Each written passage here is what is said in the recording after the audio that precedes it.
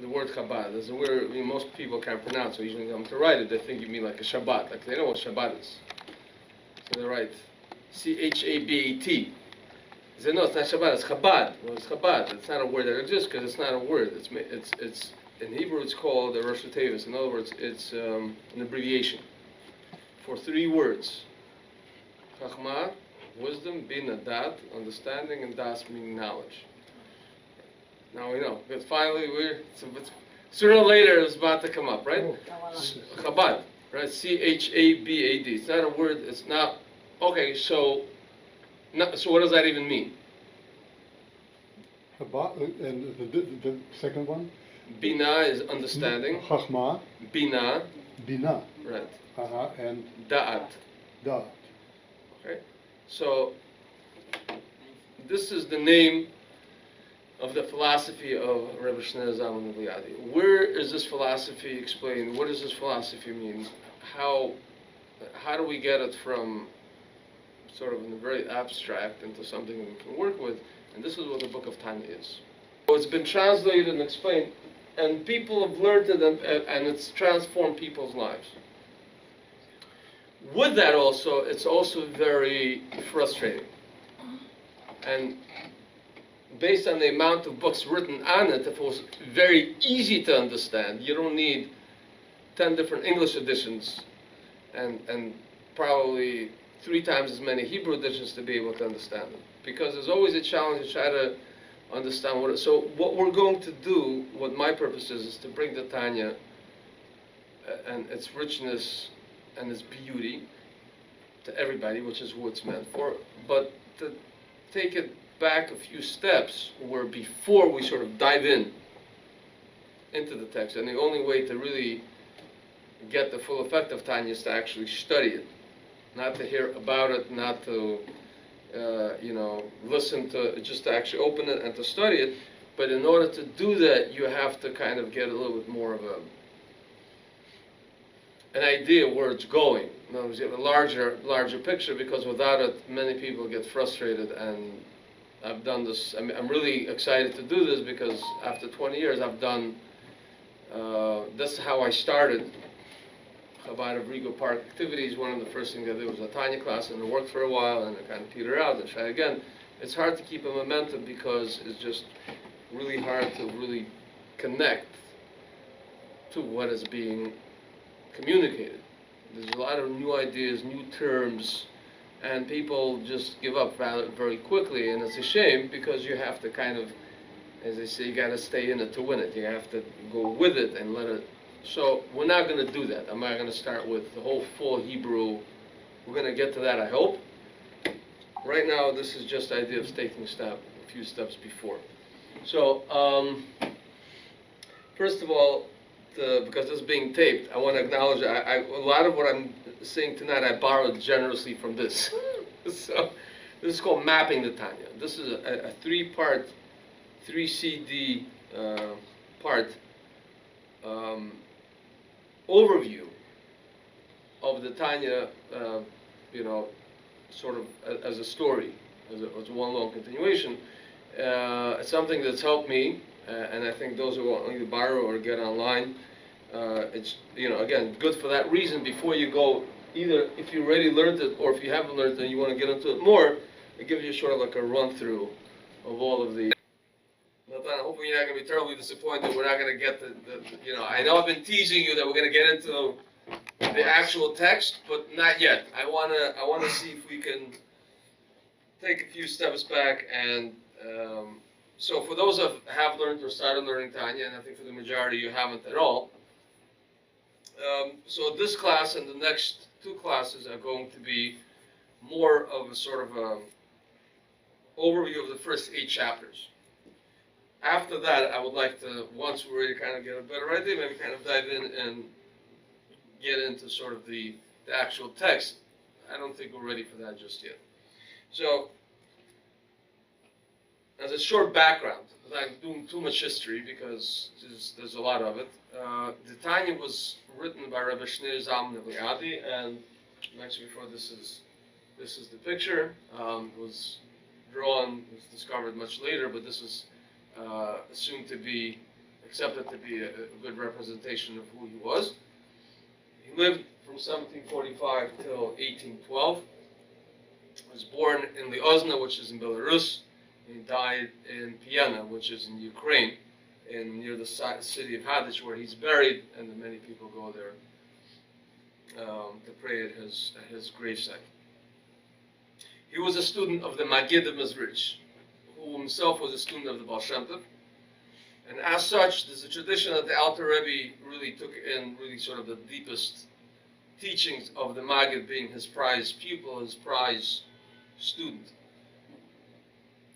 After the passing of the Maggid in 1772, with some of the students of the Maggid emigrating to Israel, the Alter Rebbe became the head of the Hasidic movement in Lithuania, and Russia, and he started attracting his own crowd. And sometime around 1792, he started delivering public discourses and teachings, and about 20 years later, 1798, it was when the Tanya originally was published, and since then it's been published about 7,000 editions in many, many different languages. So what is therefore, what did the Alter Rebbe write the Tanya for? What did he mean to accomplish in doing it, and how do we approach studying it? So many people, when you open a self-help book, right, a lot of times when you open it, where you open it doesn't make a difference. Right? You look at the chapter and you go, okay, be rich, successful, and beautiful. I'll turn to that. So you turn to the pages and you read it, and it's good. You missed the first 10 chapters, whatever. The Alter Rebbe, the Tanya is challenging in that you need to read all of it in order to get the entire picture, because wherever you open it from is only going to be part of the puzzle. Now, how do we know this? We know this because the Alter Rebbe himself, and I'm going to refer using the term Alter Rebbe, which means the old Rebbe, because that was a term adopted by the Hasidim at some point, much later. So, rather than saying Rebbe Shnei, Zalman, Nevi'adu, which is 5 words, you can say 2 Alter Rebbe. It's easier, you'll know what I'm talking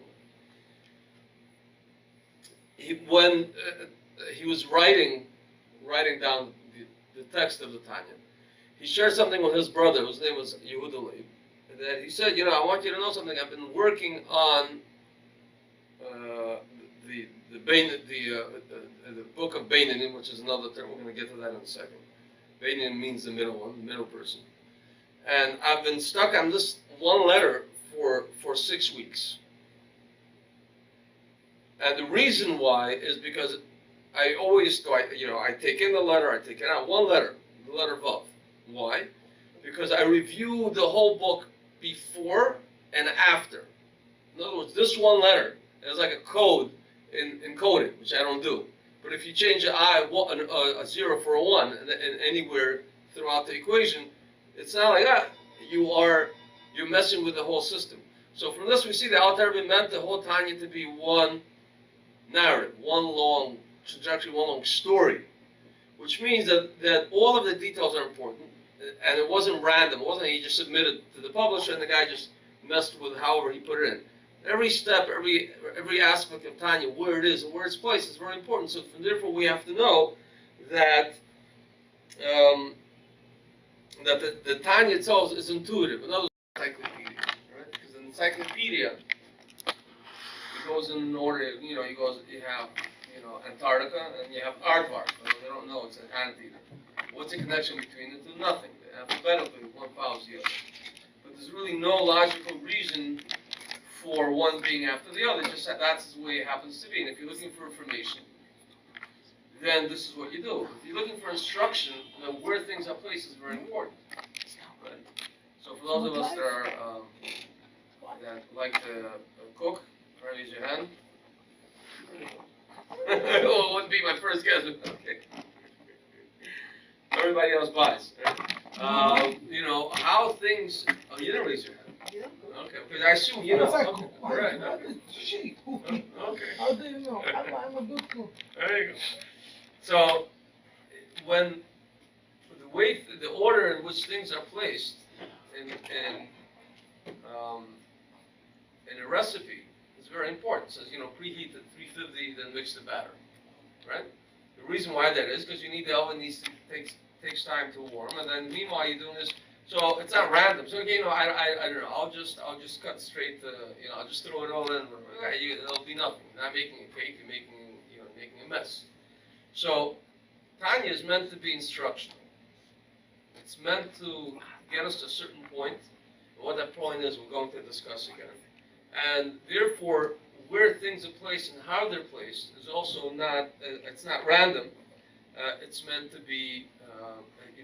It's meant to guide us. It's meant to instruct us. Now,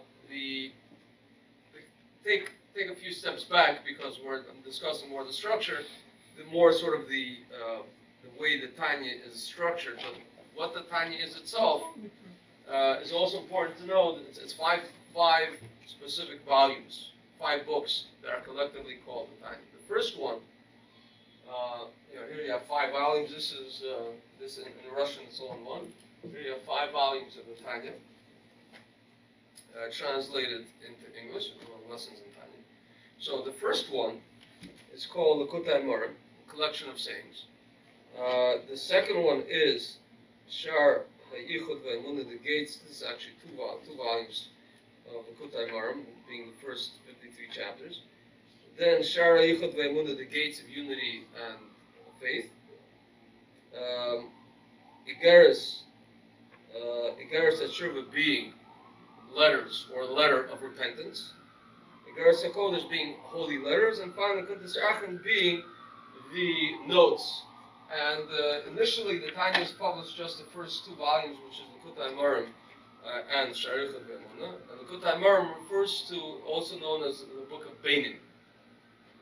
Now, the Alter Rebbe writes in the introduction that why did he write the Book of Tanya for? Who was it written for, and why did he write it? And the reason for that being is because Chassidus, at its inception, was meant to be something, was a path to serve God, and the key to that path was a teacher or a master.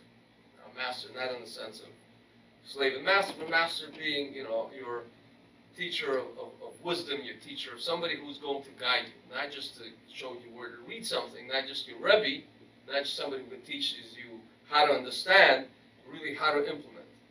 And that was really at the core of the relationship between the Chassid and the Rebbe being this incredible soul, this, we call it the all-inclusive soul, that the person who's not just more knowledgeable but has incredible sort of spiritual connection, and therefore he guides you in your specific path.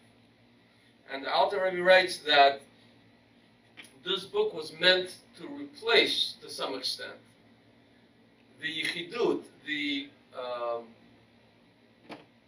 not the interview, but sort of the meeting between the Chassid and the Rebbe, because there's so many of them at the time. This in the 1780s, 90s.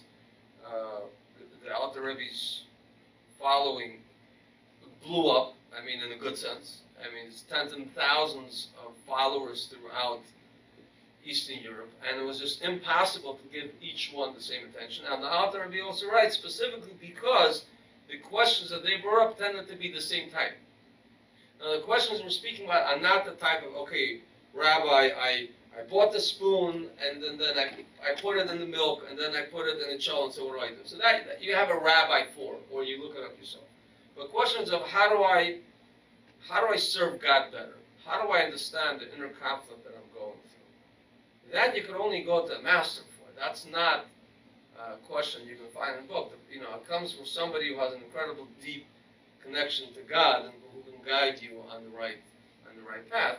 And the Alter Rebbe said that at some point I found it really hard to continue doing this. So therefore, I'm going to write this book. And this will be like you have the yichidut, like you have this meeting with me. And you're also going to have teachers in every town who are going to be like me.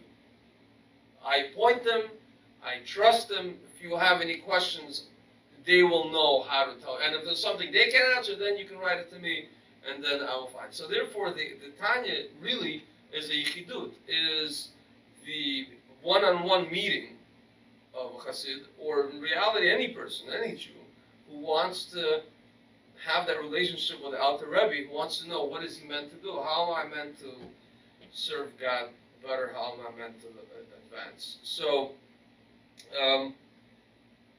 in this regard, initially the Hasidim were not so happy about it because they didn't want the substance for the Rebbe, but in reality this became something that is at the cornerstone of what Chassidut is really about. And you know, it's taught and learned in many, many different circles. I mean, not only Chabad, but pretty much embraced by the whole world order as a really fundamental and a very basic guide to being a Jew. Now, I haven't said anything about what the book is. I'm going around. What is it about? So the book is referred to as Sefer Shel Beinoni, or called Beinoni. What is a Beinoni?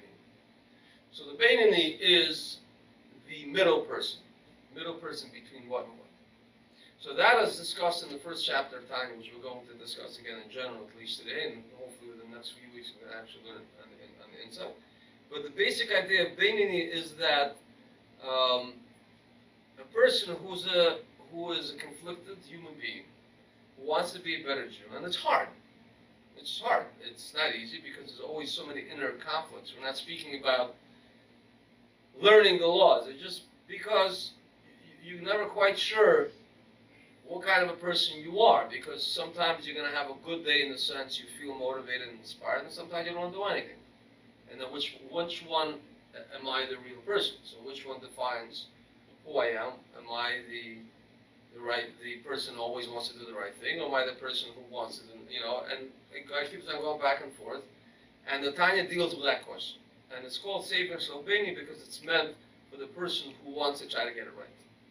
Not always is he going to get it right, of course, but at least you know which way you're heading. And that is the map to get there. Now, like any map, you have to follow it. And therefore, the Sefer Shel Beinoni, the entire book, all 53 chapters of the first volume, which is referred to as Sefer Shel Beinoni, if you want to get it right, you have to start at the beginning. And you have to work your way through. And then you do it, and you do that again, and then you do that again, and you do that again, and you do that again, and you kind of work through it because it's not. There's no shortcuts. There's no quick get-arounds. It's constant, it's consistent, and it requires a lot of effort because this is what being a Beinoni means. You're always in a state of moving. Sometimes you move back a little bit, and then sometimes you move forward. But the point is, if you want to know which way to head, you need to know what is your goal, what is your destination, what does my goal look like? How do I know if I get there? How do I know if I don't get there? And therefore, you have 53 chapters where the Alter Rebbe lays out that systematic path of, okay, just keep on moving in that direction. It's an interesting story. I'm borrowing this very liberally from this three CD set of mapping the Tanya, where he in about 3 hours explains or ties together all the 53 chapters. And I decided we're going to start with this a little bit, sort of to map out the first at least few before we dive into the details. So the story is that you have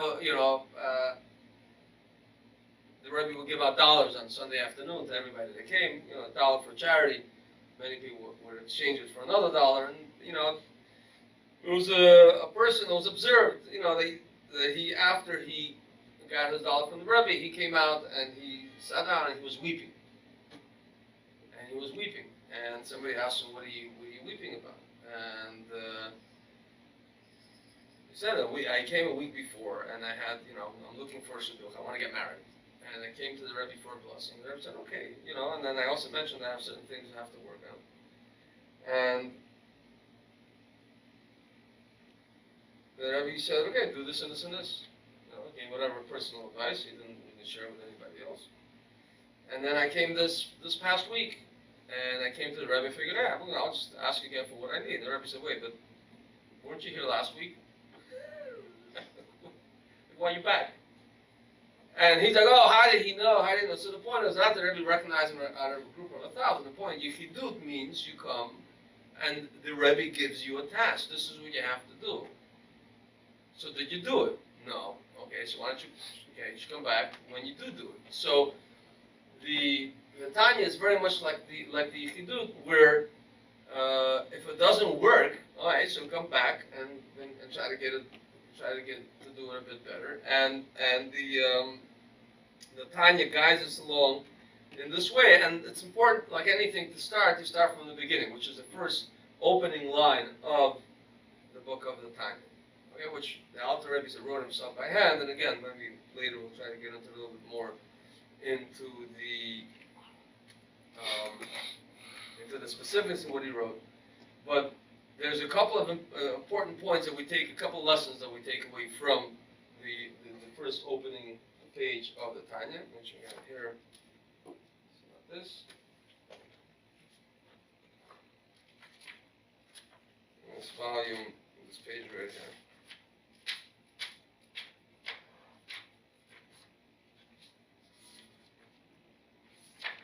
So it'll be so hard to find the first page. Okay, I know it doesn't look like much, but it begins with saying the Kuta Marim, a collection of sayings. This is the first part, and it's called the Sefer Shel Beinanim. And again, we said that it's referred to as the Sefer Shel Beinanim because this is the book for the Alter Rebbe wrote for the middle person. Now, specifically, what that means, what is it referred to as a middle person? I kind of touched on it a little bit, but the Alter Rebbe gets a little bit into the detail. And he writes that it's collected from writing from Svarim, from holy books, and Sofrim being scribes, and it's based on the pasuk Yikarav Elach Hadar Me'od. It's very close to you in your mouth and in your heart, lasoso, to do it, which means the mitzvot, and explained here how it's very close in the B'derech Arucha, B'derech Ksar, in the long way and in the short way. Okay, so that is really. On this page is really the description, as it were, the opening line and the opening sort of mission statement of what the Alter Rebbe is trying to do. First, it's important to understand that Alter Rebbe saw himself as somebody who's continuing the path of the Baal Shem Tov and the Magid. It wasn't his teaching. It was also based on the teachings of the Maharal of Prague and Reb Shai Levi Horowitz. But the really important takeaway from there is the expression in the long way and in the short way. Now, what does this refer to? The reference here is to a story in the Talmud, which tells us that there was a sage who was on his way to Jerusalem, and the Talmud there discusses how the youth of Israel, the youth of Jerusalem, are very bright, very smart. And it brings an example. One of the sages saying, you want to know how smart the kids of Israel are? I'm going to share with you a story. I was once on my way to Jerusalem, and I couldn't quite figure out exactly what the right path to take. And I stopped the kid. I said, which way to Jerusalem? He said, okay, do you want the long way or you want the short way? So, you know, why don't you, like a very Jewish way, why don't you answer the question? Like, what are you playing with me? How do I go? He said, okay, what's the short way? All right, sure, that way. And I go off that way, and you know, it's like off the main road, and like through the bushes, and up and down the hill, this and the other way, and I'm all bloodied. My tunic is all ripped to shreds, and I don't even get there. And I come back to him, okay, so that didn't work. What other way is it? So, go the long way. And the long way was like the path that everybody else takes. So he asked him, so why didn't you tell me in the beginning? He said, you didn't ask me. He said, how to get there. Right? I told you how to get there. The short way means it's a short way, but it's a long way. You get there time-wise faster, but it's a long way because this is not how anybody wants to go. You don't want to get there, you know, the hard way. You know, you can get to the airport with 50 minutes before your flight, right? If you burn down your Grand Central, okay, without killing yourself or anybody else. But that's really not how most people want to do that. It can work, not recommended. Okay? Or there's a long way, which is you take however long it takes, but once you get there, you arrive whole, and you arrive at your destination with peace of mind. So, what the Alter Rebbe says is, there's many ways there's two paths how you can reach your goal as far as being a better. There's a short way, What is the short way? The short way means you don't actually get necessarily do any work on yourself. For real. You do what you have to do to get there. The effect is not going to last because you actually haven't changed anything. Now that works. That works. Then there's the long way. The long way is that you put in a lot of effort and you slow down a little bit and you actually work on yourself from the inside, specifically through a very systematic approach, not in 5 minutes, not in 10 minutes, not through an incredible lecture with beautiful stories and you go home, wow, and nothing happened. You work it. You work it a week, a day, a year, 2 years, 10, whatever it is, however long it takes. That is the long way. It will take you longer to get there, but once you get there, you will be there. You won't have to go through the whole thing all over again. So the Alter Rebbe is speaking to the idea, what is the path of the Beinoni?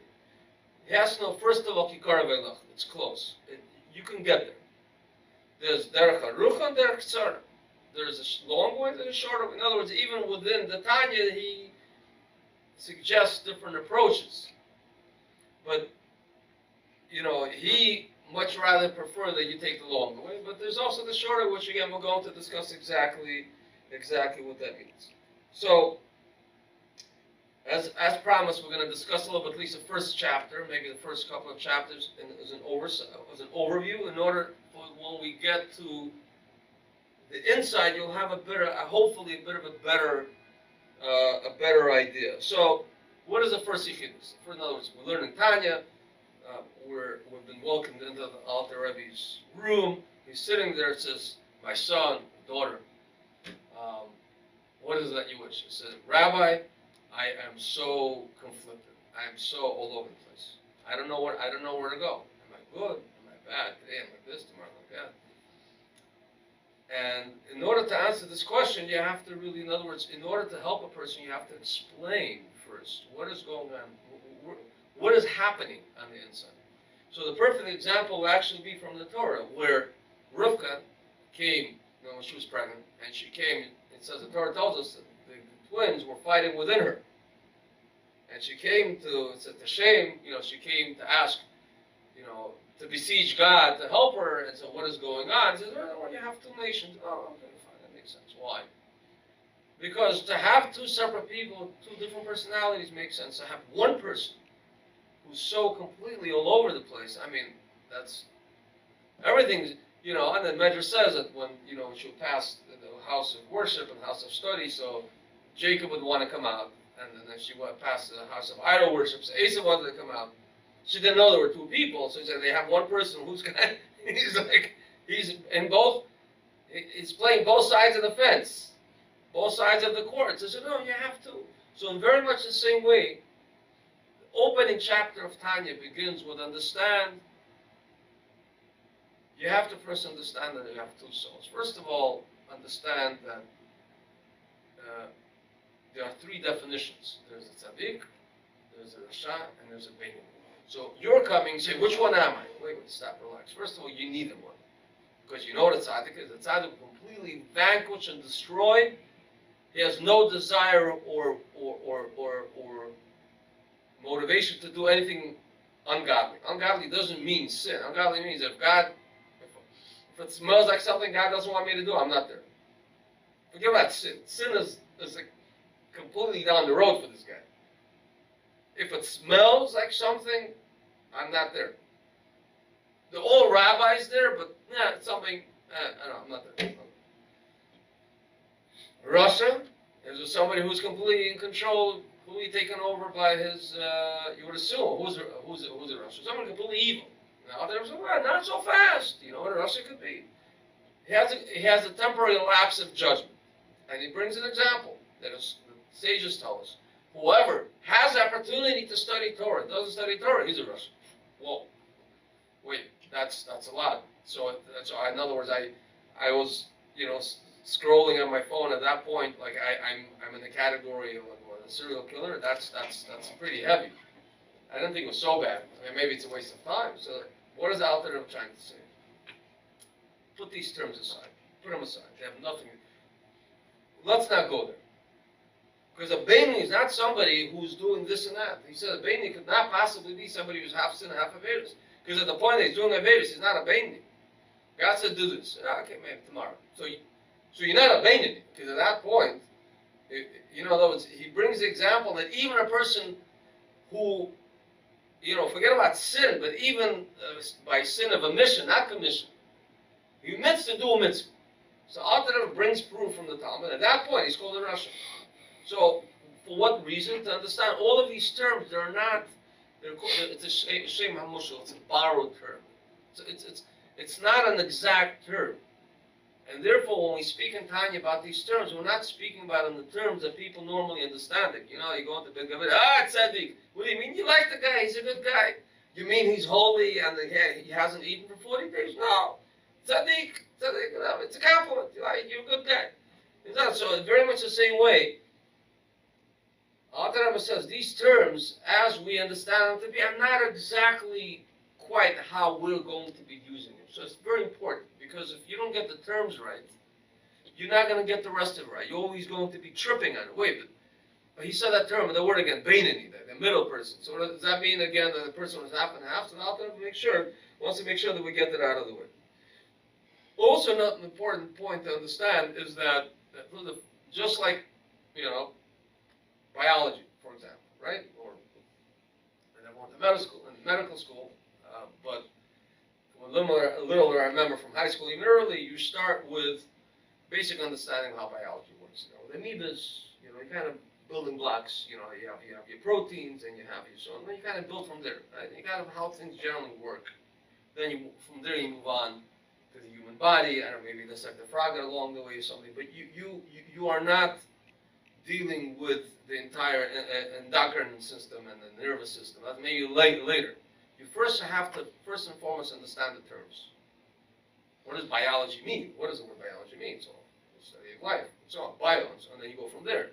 So, the first 8 chapters are usually the hardest for people because they don't speak about anything that is like, wow. It's all anatomy. It's anatomy of the soul. Because if you don't understand how your soul works, to explain to you how to understand your own soul is pointless. And so usually people can make it through the first 9 chapters of Tanya. You get like a little, I made it because all of these ideas, all of these, your mind is complete, like your eyes are like this. Because there's nothing there to inspire. You're waiting to be like set on fire. In the meantime, you're being told about abstract ideas of soul has this and the soul has that, of course, because we need to understand how the soul works before we can understand how it works inside of us. So that is the first idea. So the second chapter of Tanya, again, I'm kind of flying through a little bit, discusses the idea of that there are 2 souls within a person. Now, this idea, which I mentioned before, actually is found in the writings of Rabbi Eli Blokh. So the Alter Rebbe, like I mentioned in the introduction, does not consider himself to be an original thinker, as it were. I'm a compiler. Okay? In other words, the Alter Rebbe said, I just took all these ideas and put them together. He didn't. It's not like an inspirational calendar, at the top of like 3 lines and like, wow. The ideas are based on other teachings, but he fused them into a system, which is all his own, which did not exist before, and it hasn't existed since. This idea of the 2 souls originally found in the writings of Rabbi Eli Blokh speaks to the idea that we have an animal soul. Now, what is an animal soul? The animal soul, unlike its name denotes, is not necessarily something that is sort of horrible and evil. Has a survival. It's in survival mode. Okay, it's completely selfish. Now, selfish doesn't mean ripping candy from a baby, per se. It could also. Selfish means that my primary interest is me, looking out for number 1. For example, a baby. Okay, wakes up and it cries. And it won't stop crying until the parent comes there, which is normal because that's its only way of communicating that it's very hungry, or it's very wet, or it's very bored, or something. So while for a baby that might be appropriate, that's not going to be so appropriate for an adult. But that is a very selfish sort of. It's very. I need to know whether my parents are crying, are sleeping is not so important because I need to eat now, like now.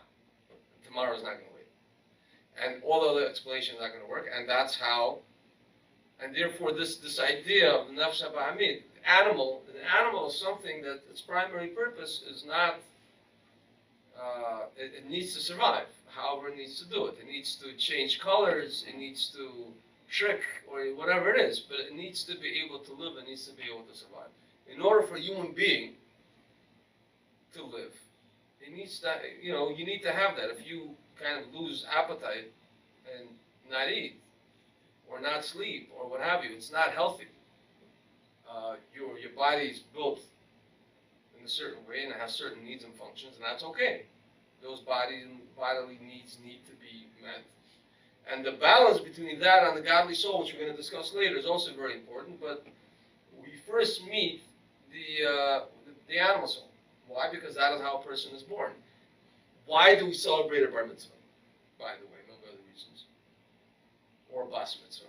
Is because at that point, it says that the godly soul completes its entering into the body completely. It starts at the point of birth, and it's sort of like, like a balloon. If you squash it, you blow into it. Like it pops out the fuller it gets.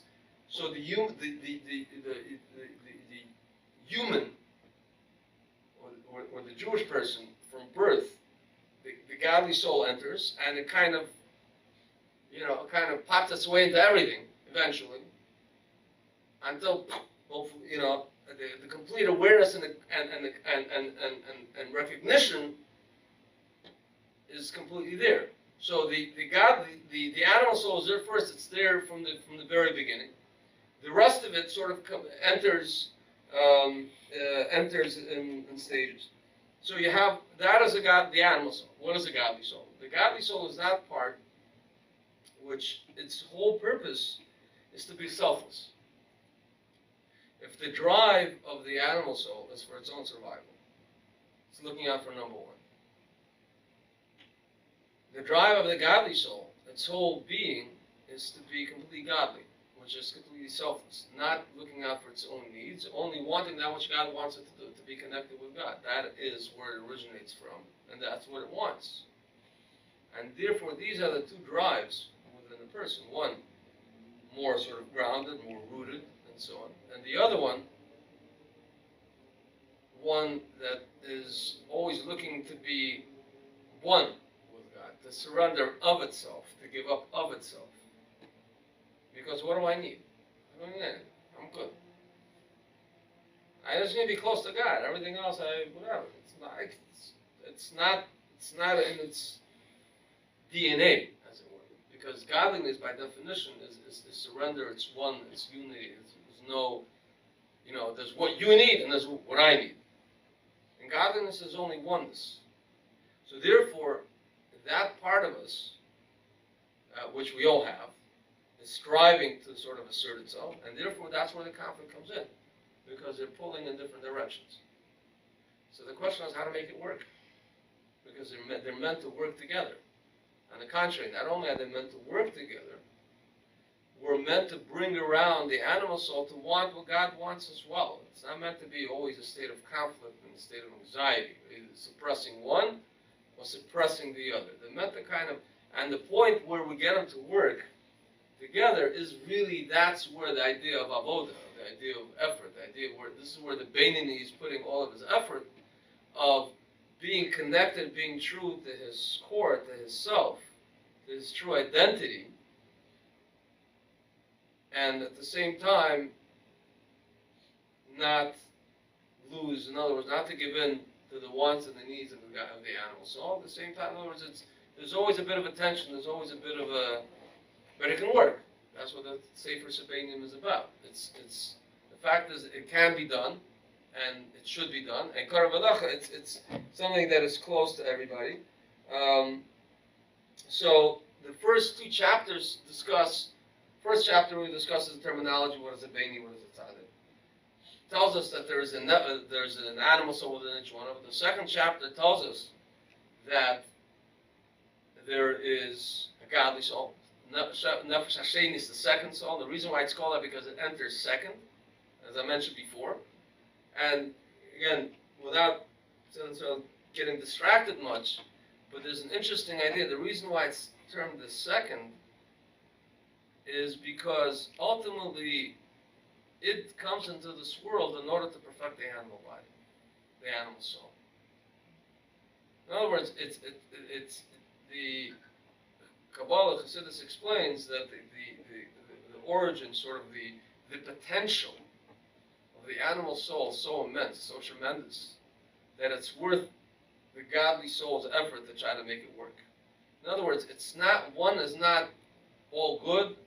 It's not Darth Vader versus Luke Skywalker. I can get it from the camera later. So, versus, they're all coming from the same, they originate from the same source. On the contrary, the material has an immense potential. We're not meant to destroy it. We're not meant to eradicate it. We're not meant to suppress it. We're meant to understand it for what it is, work with it, and reveal the godly potential within it. So therefore, the reason why it's called Nefesh Hashem is because not only does it come in second, but in a certain regard, it takes second seat, as it were, to the animal soul. Now, speaking about the anatomy, and again, I'm going to kind of go briefly, and hopefully we can get to it in some of the future classes already. The third chapter, we're going to do the third and fourth chapter together, and we finish about 5 to 10 minutes or so, so we'll cover at least the first few. The anatomy of the soul. So the anatomy of the soul tells us there are 3 intellectual powers, Chochmah, Bina, and Das. Sounds familiar, right? Chabad. And the 7 offspring, the 7 children. What are the 7 children? The emotions. Why they're the children? Because first and foremost, the emotions are meant to be produced by the intellect. Now, they're not called the 10 Sfirot, the 10 Kochot. The power, the soul, has the ability of expressing itself or being connected to God through the intellect, the Chachmah, the Bina or the Dat, or through its 7 children, as we call it, the 7 emotions, which themselves come from within the intellect. And Chachmah is referred to as the initial spark of wisdom. In other words, when you get that initial flash of creativity that comes to mind, that is referred to as a Chachmah.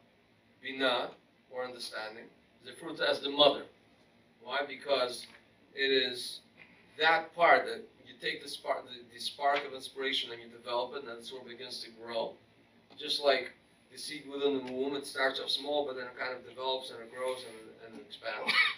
And that is really is the idea of connection. The idea of connecting that which a person knows to that which a person does. There's an interesting expression, interesting idea. It says, what separates an adult from a child? It says, Katan ein bo da'at. Katan, somebody under bar mitzvah, doesn't have da'at. What does it mean doesn't have da'at? Doesn't understand. What doesn't understand? You don't understand, you can't do this. How many times I have to tell you, don't do this? They understand. What do they understand? So what does that mean? That means that which I understand, I'm able to connect to emotion. Empathy. Not just kindness, but empathy. I can empathize. I can feel mercy. That takes maturity. And that begins at 13 for boys and 12 for girls. That is when we do bar mitzvah. There's a bit of that. Again, not understanding everything about everything, but be able to connect. They feel somebody in pain. They feel, pain is not good. I'm gonna help that person. Not out of pity, but out of empathy. It sounds so very much so the same thing that when we understand, when the person gets a flash of inspiration about God's greatness, and is able to think about it and develop it and kind of really turn it in his mind.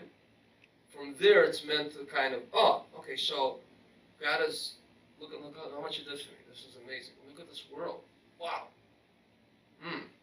something begins to tingle, hopefully, something, appreciation, respect, awe. Wow, look at the ocean or the Grand Canyon, or something. You're filled with this immense sort of emotional connection to what you understood, what you felt. Which without it, really nothing happens. It remains there, and this remains here. So that is able to inform the emotions. What are the emotions? There's love, and then there's fear. And everything else comes from that. Now, when we speak about love or fear, we're not speaking about love as in, I love ice cream. You don't love ice cream. You like ice cream. You can like ice cream very much, but you don't actually feel attached to the ice cream, hopefully. I mean, that's pathological, maybe. In the sense you can't love food. You like food. You like what food does for you. Love is the hope to bring, or to connect. There's this immense connection between you and this thing, this person. You can't really connect it to that thing, because there's no reciprocation. There's no true appreciation of a thing. It's a thing. It's a nice thing. It's a very nice thing. It's a thing. You can't like things. You can't love things. You can like things. Loving is not what it does for me, but there's a sense of wanting to give of myself to this person, to this entity. That's what love is. The soul expresses itself. How do we connect the love within the soul? By arousing our intellect where we're feeling this immense love for God. And that's how our soul connects, expresses its love to God in a similar way. So out of the 7 emotions, there's the right sort of, the word's not ventricle, you have sort of the right sphere, and you have the left sphere, and then Kabbalah people are, you did that, so this is not that. A little bit, but not exactly. What is fear? Fear is not terror. Fear is not, I'm bigger than you and I'm going to hurt you. That's not fear. That's tyranny. Because I don't appreciate who you are. I just think you're mean. That's not the fear we're speaking about. There's nothing in me that respects you in a way that, your greatness is so much more immense than I can actually comprehend. You understand? I'm bigger than you, I can hurt you, so that's not the fear. That's different. I don't know if there's another word for that in English, but that's not what when we refer to awe or fear, yira, this is not what we mean. I mean, there's sort of a pulling back because of just the enormity of what this means to me. Coming close and fear, in other words, they're both coming from the same place, but in a different way. One says, I want to be part with God because out of sort of this incredible thirst and yearning to be just one with Him. Fear is the immensity of who the Creator is and how insignificant in comparison we are, creates a sense of, wow, and how could I even, where am I in this picture? This is so immense, I can't even see myself. So all of the other emotions, they either connect through the love, or they connect through the fear, or a combination of the two, which is sort of the middle part, which is Tveres Konsequate, right?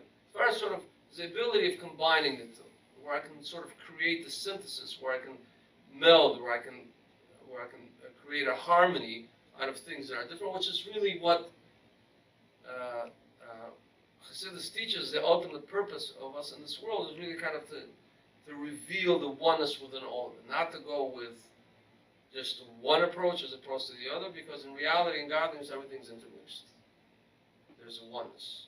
If there's only sort of a singularity and sort of one-minded, then something's not okay. There has to be a balancing out of the forces of good and evil, but of the Gevura, of the Chesed, Tveres, we're told, again, I don't want to get over Kabbalistic, it says the source of the middle column surpasses the previous two.